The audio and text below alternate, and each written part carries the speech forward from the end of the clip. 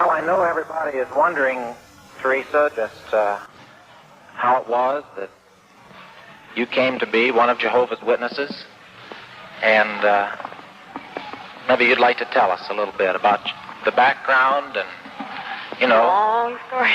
Well, let them tell us. Do you want to stay and hear the story?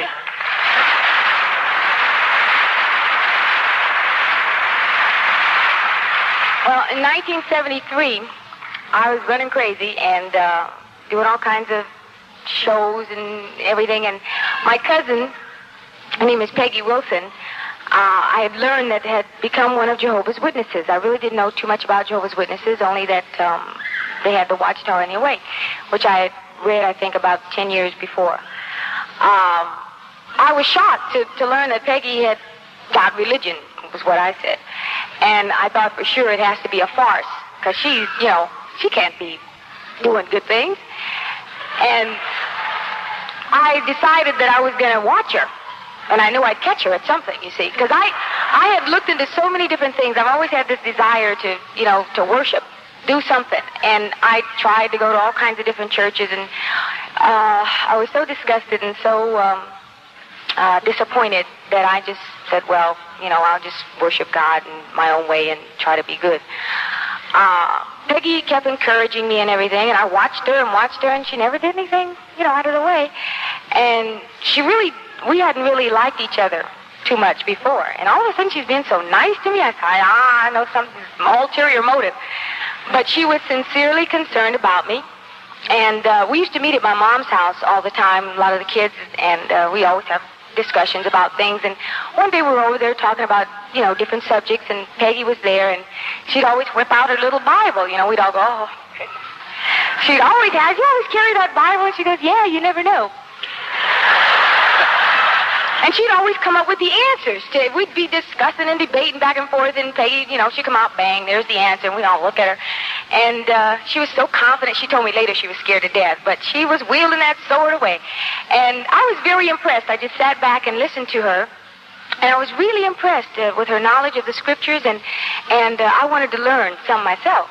I didn't tell her that.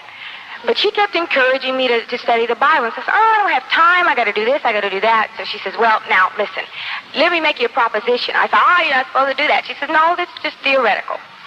She says, if you received in the mail $168 a week from an unknown benefactor, no obligation, clear, legal, one stipulation, all you had to do was send $1 back to the benefactor. Would you take it? I said, sure. 167, I'll send him one back. Sure. She says, good. Jehovah God gives you 168 hours of life each week. Can't you give him one back? So I start a Bible study.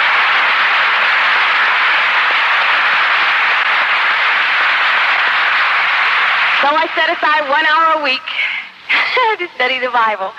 Late Saturday afternoon, because I go out, you know, I was going out on Friday night. She'd come all the way out to Hollywood.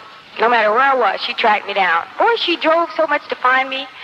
And it wasn't that I was trying to avoid her, but I was really busy and, you know, didn't have time and in show business and trying to be a star and all that. But she kept on with me and just as kind. And once I sat down, though, I'd study for 2 and 3 hours because I loved it. And I was just so excited about everything I was learning. I was like a little gopher. I was just digging and digging, and I wanted to know everything all at once. And I'd ask her things. She'd only been baptized a year, and she couldn't, you know, she didn't know. So she gave me this big blue book called the Aid Book and said, here, read it. So I started reading that, and it was really exciting. And so she says, I says, well, I'm going to read the Bible. So I went home in about 36 hours or so. I just read straight through, read the whole Bible. I came back, and I said, I still don't understand. She says, that's why you have to study. So I said, okay. So I started studying. I was doing fine. And all of a sudden, from nowhere, I get this marvelous offer to go to London to do a movie with David Niven called Dracula. So I said, I'm going to London. I'll see you later. Peggy says, wait a minute. Let's talk about it. She says, take your books with you. No matter what you do, keep your study going. She says, we're all over the world. All you have to do is look in the phone book and call someone up, tell them where you are, and they'll come and pick right up with chapter 5. So I says, okay, fine. She didn't tell me then it was Satan. He didn't get me out of my state. He got me out of the country. And I went to London. I took all these books. It was extra money and everything. I didn't know why I took all these books, this aid book and all that, but I took them. When I got there, I looked in the phone book, and there's this place called Bethel. So I called up, forgot it was Sunday. Nobody was there. Monday morning, first thing I called, and I said, hello, may I speak to Bethel or Ethel? So the brother was very kind, and I explained to him that I was an American. I would be over here doing a movie for about 2 months, and I'd just begun to study in the States, and I wanted to continue on, and my cousin told me to call, and somebody would come. I'm at the Cadogan Square, and I'm in room so-and-so. I'm on chapter 5. So the brother says, he says, very good. I'll have someone around in an hour. I'll have them call you. Will you be there? I said, yeah, I'll be here. So that night, this very lovely lady called named Una Williams. And she called. She says, hello, is Teresa Graves there? And I said, yes, this is she. She says, the brother called today, and he was so adamant. She says, you must be so eager, dear. She says, he never talks to me. He always waits for Robin, but he talked to me. And I'm just so excited. And so I said, yeah, I want to study and everything. So she says, well, we're having a pre-watchtower study tonight, and here's the address. You jump in the cab, and we'll be there waiting for you. So I said, okay, I'll go watch. Watchtower.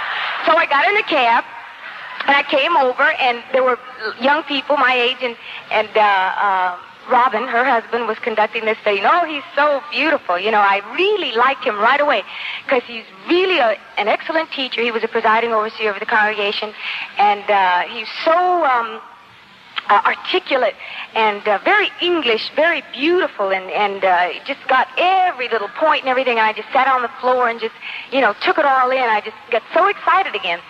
And they literally adopted me. I mean, they wanted me to move out of the hotel and come into their home, and I'm thinking to myself, these people don't know me. I could be a crook, anything.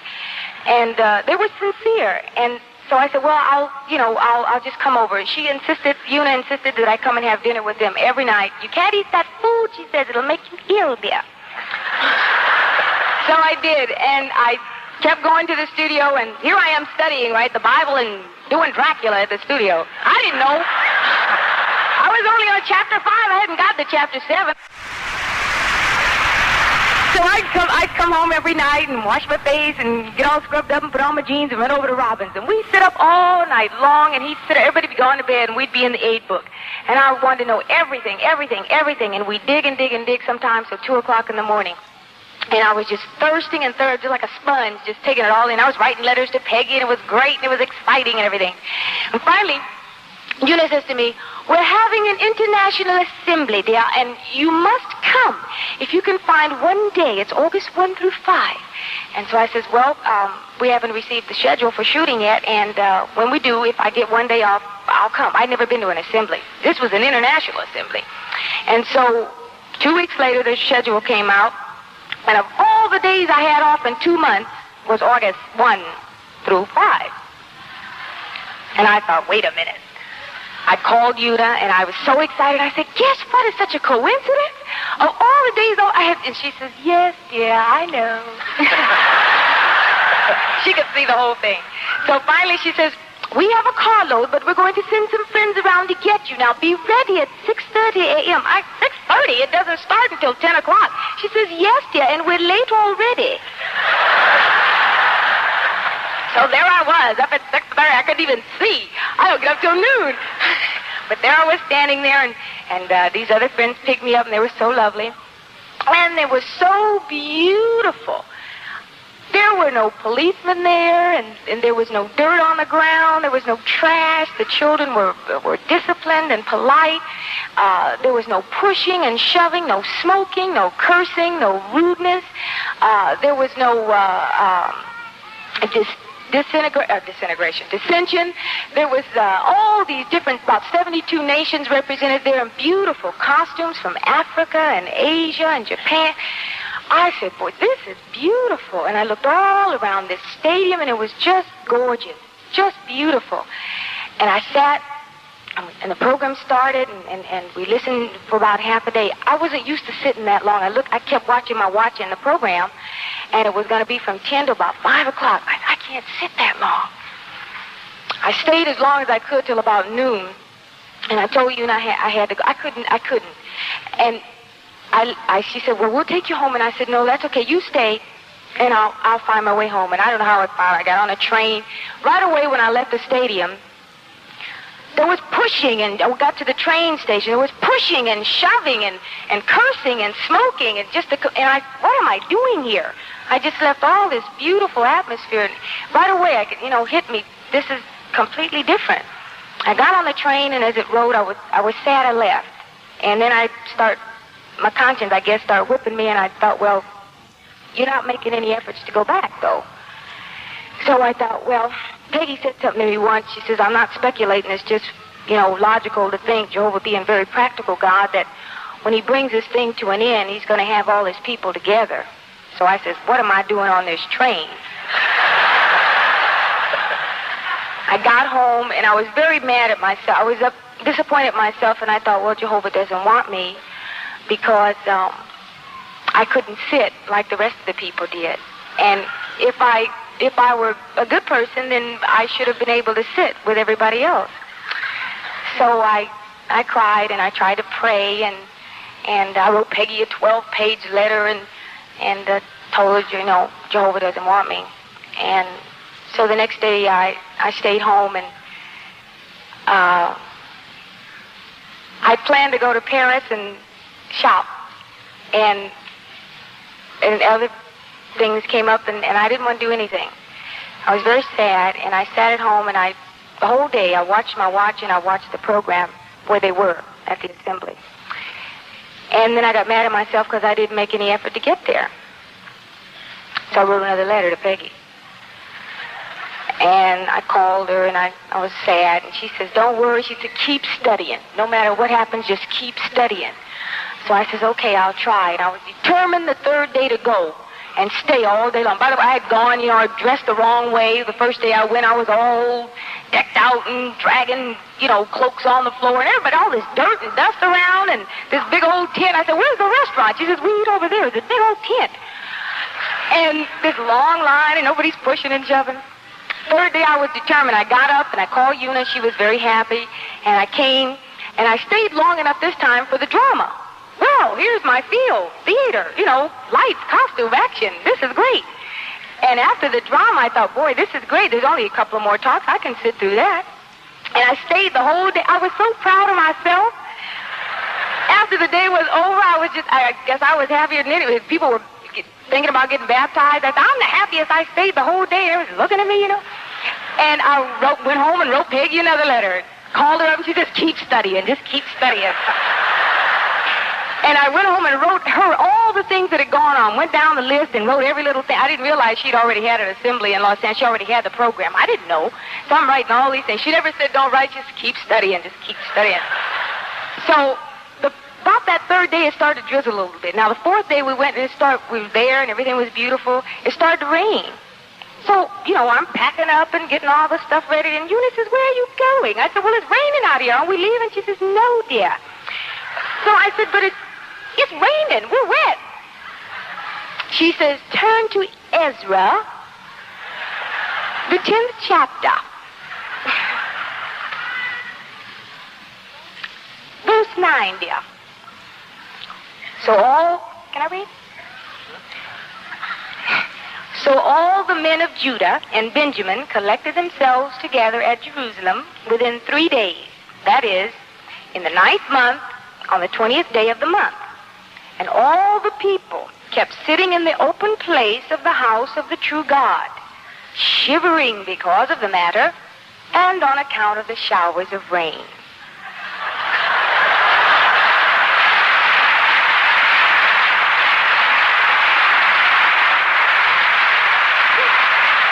I put my things down and I got wet with everybody else. Mr. Knorr was supposed to speak. Who's Mr. Knorr? I said. Don't worry, it'll be good, she says. The fourth day, it was torrential rain. It was thundering and everything, and nobody was moving. These people are nuts out here. I was trying to get back under the shelter and everything. I said, Mr. Noor must be important. Nobody's leaving here. Whatever he's got to say must be so. I'm not going anywhere either. By the 5th day, I felt like one of them, you know. Every day I was getting more and more excited and learning more and more. And by the time Brother Noor spoke and everything, it was just so marvelous. The whole assembly was just wrapped up in a beautiful bow. And I thought, this is for me. This is what I want. And after the assembly, I was just full of information. I went back to work, and you walk into the studio that morning, and everybody's getting makeup and hair and everything, and it's busy, and coffee, and da-da-da-da. Where'd you go? I went to Paris. Where'd you go? I went to Santa Fe. Blah, blah, blah, blah, da-da-da-da-da. Teresa, what did you do? I went to the International Assembly of Jehovah's Witnesses.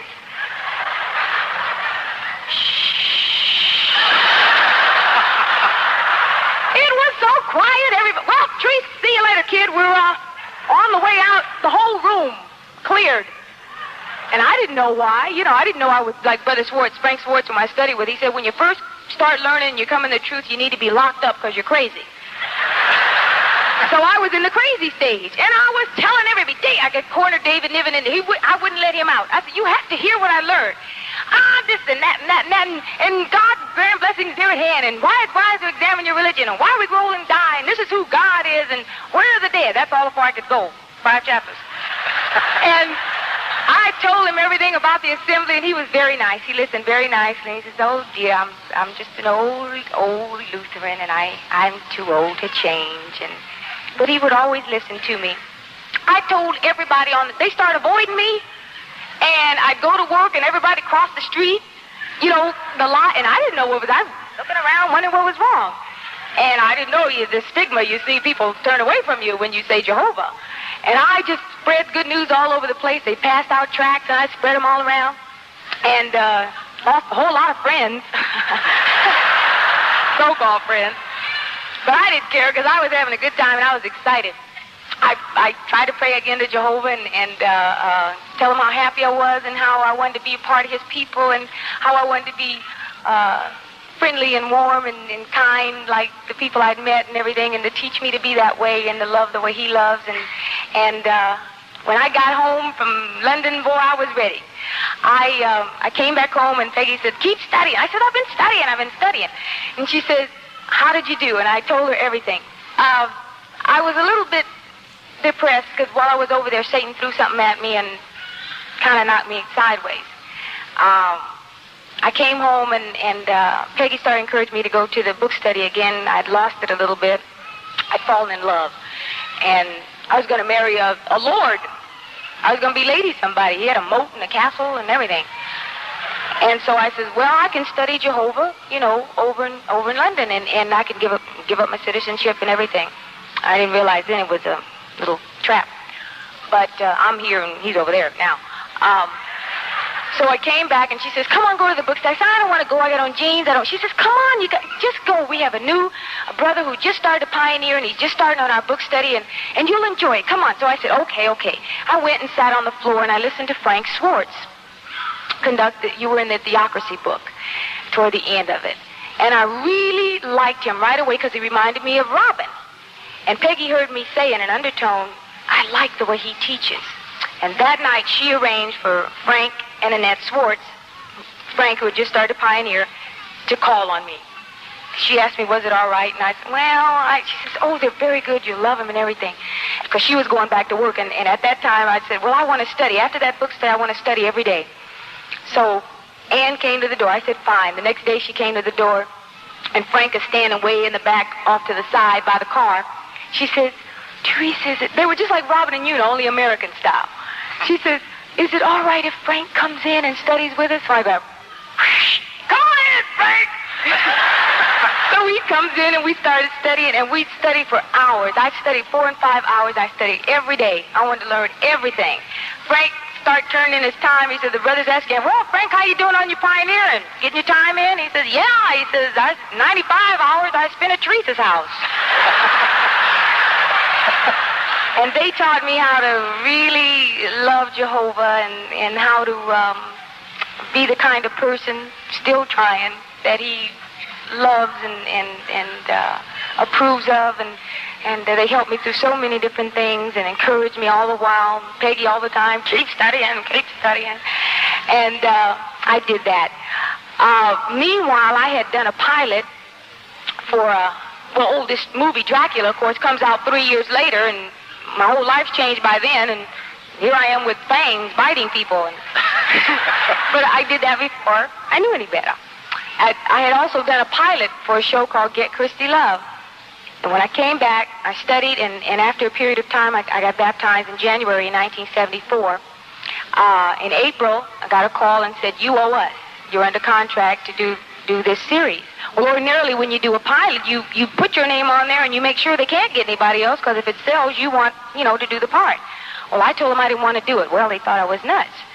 And so I explained to them that during the medium of the pilot that I had become one of Jehovah's Witnesses, and if they wanted to embark upon the series on the same platform and the basis of the pilot, that I wouldn't be able to do it with the violence and the crime and all the things that would be distasteful to me now as a Christian. So I went into negotiations with David Wolper, who was marvelous.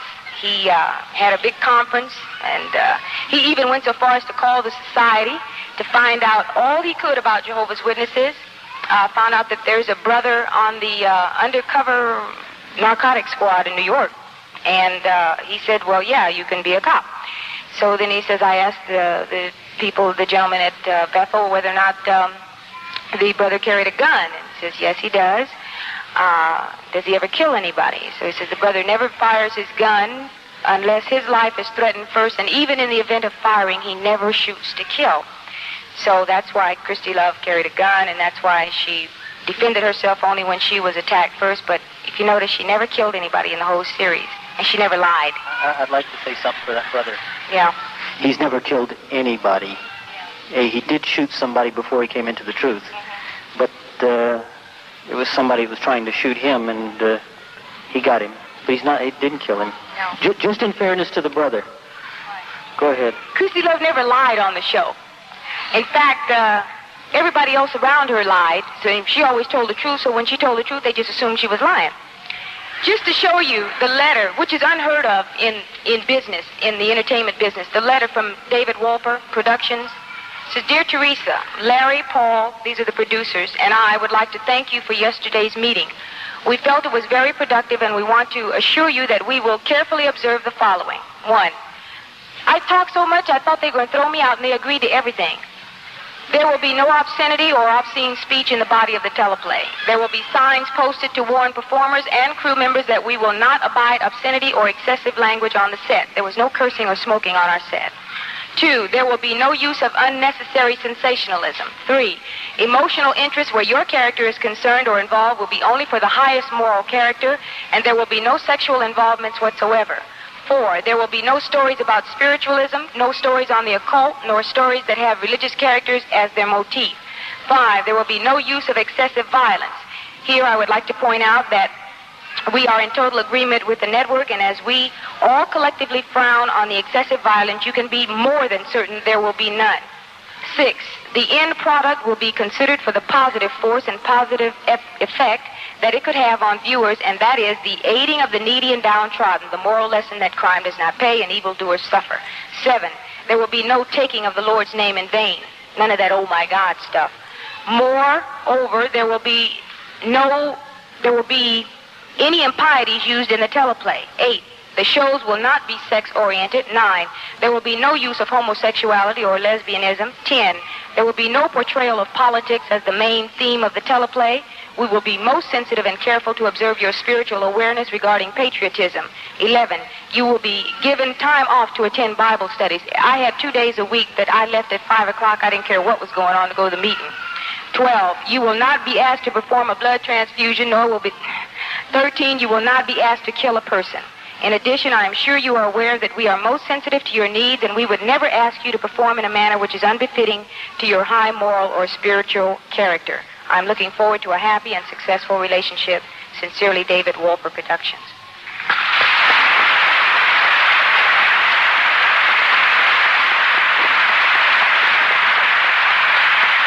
So I got all those things in writing so that in the event, during the course of time, anybody forgot what was said, the old paper came out. We had the 2 days off during the week for our Bible studies. In fact, they started to go crazy. The crew was great. There was no smoking or cursing on our set, and all over the Universal lot, people would come over just to see what was going on over there. And they would walk in, and they would say, "Well, she doesn't allow you to smoke, man. You can't even curse if you don't want to." And the crew says, "Yeah, and we like it. We have a lady here, and you respect it or get off our set."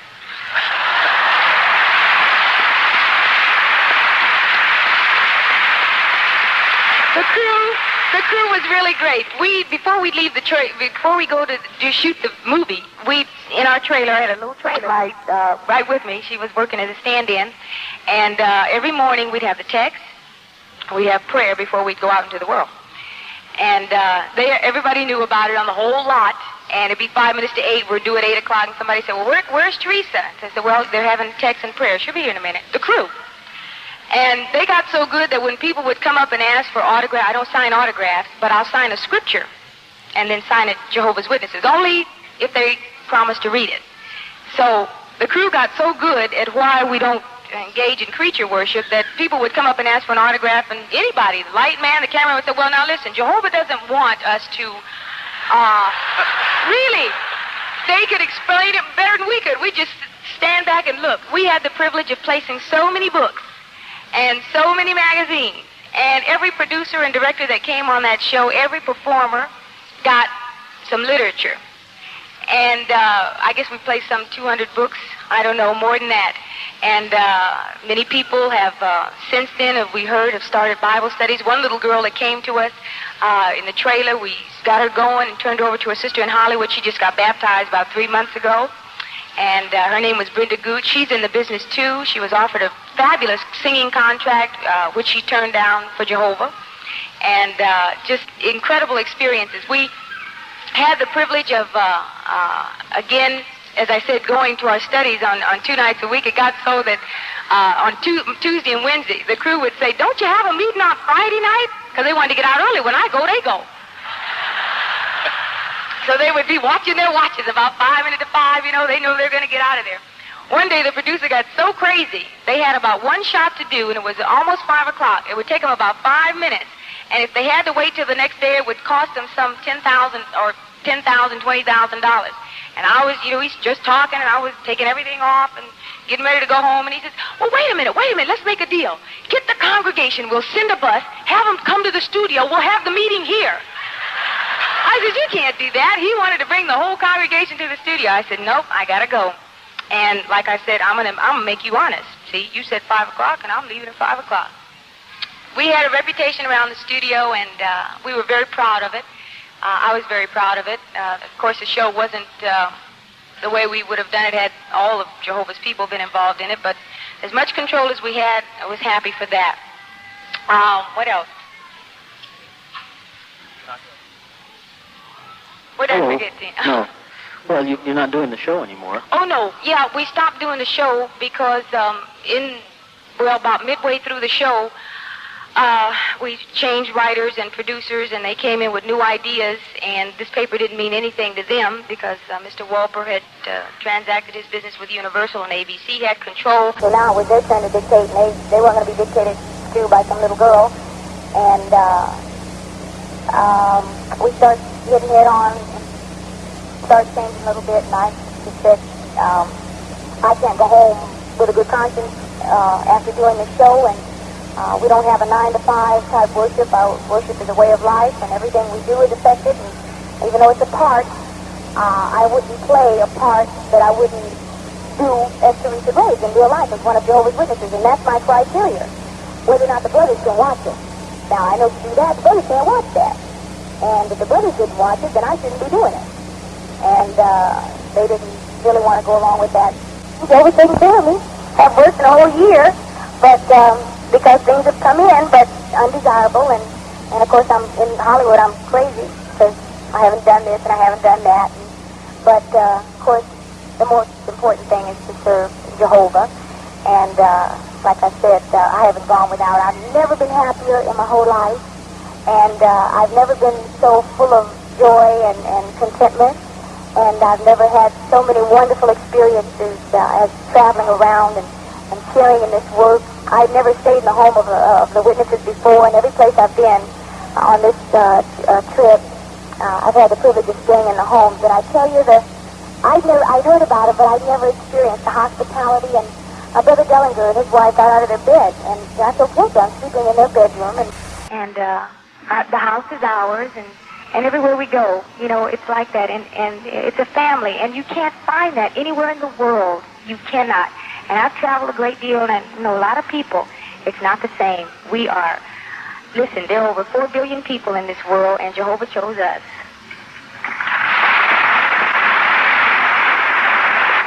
This was a letter that was written to a brother in Malawi by a German sister who had been in the Nazi concentration camps.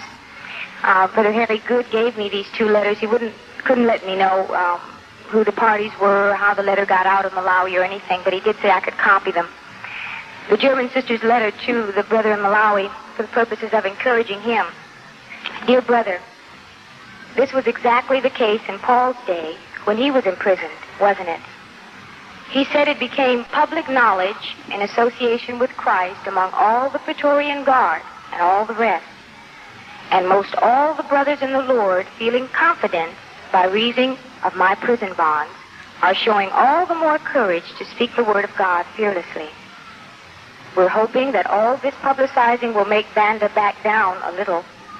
But of course, it is not in man we're putting our trust, but in Jehovah's power. And as Paul points out in 2 Corinthians 1, 8 through 11, our prayers in their behalf do help. And it is an encouragement to us to know that the brothers there are remaining strong-hearted. Additionally, we here at headquarters are closely watching with great interest the trend the leaders are taking toward religion. Even though serious and momentous days lie ahead for us all, there is every reason for us as Christians to have implicit confidence in Jehovah, the God of salvation. Again, we express our gratefulness for your great demonstration of love. Just as you have exerted such generosity and loving kindness, so likewise Jehovah will fill you up with all the things he has promised to those who show the spirit you have. Just as stated by Paul in Philippians 4, 18 and 19. May Jehovah continue to bless your works of love and keep you under his mighty wing of protection. Psalm 91, 1 and 2. And here's the answer from our brother in Malawi. Dear sister, I thank you very much for your letter, and I am grateful to have this for the first time from Germany. I am glad for your encouraging way. I have received your comfort with hopefulness, because certainly Jehovah has brought us back to our homeland for reasons. I agree with you. I am not commenting on all you have written, but I just want you to know that although persecution is growing greater and greater, we shall stand for Jehovah forever.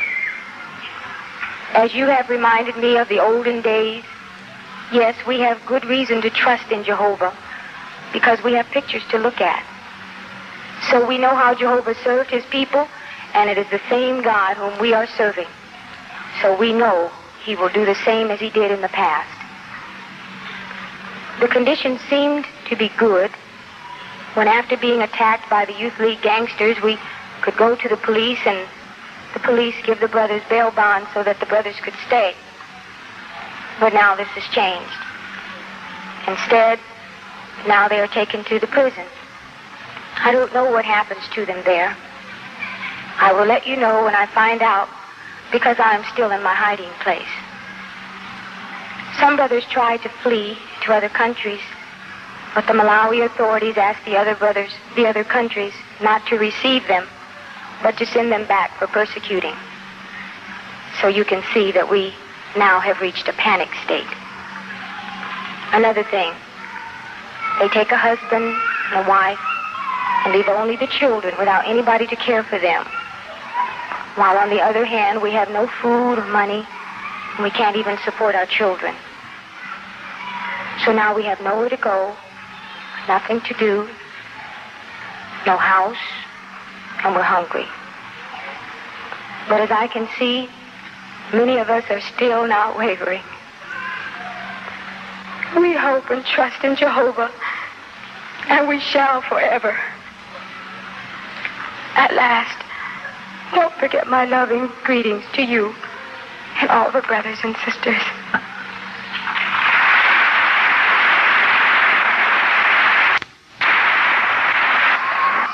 Well, it certainly has been a real comfort to all of us to be together, to share these experiences, to share this tremendous witness that's being given by our brothers in Malawi. And we're all deeply moved to do what we can in order to help. We can't overemphasize the writing of letters to the government. It costs about 25 cents for a political party card in Malawi. Are you brothers willing to spend 31 cents to send a letter in behalf of our brothers to help them?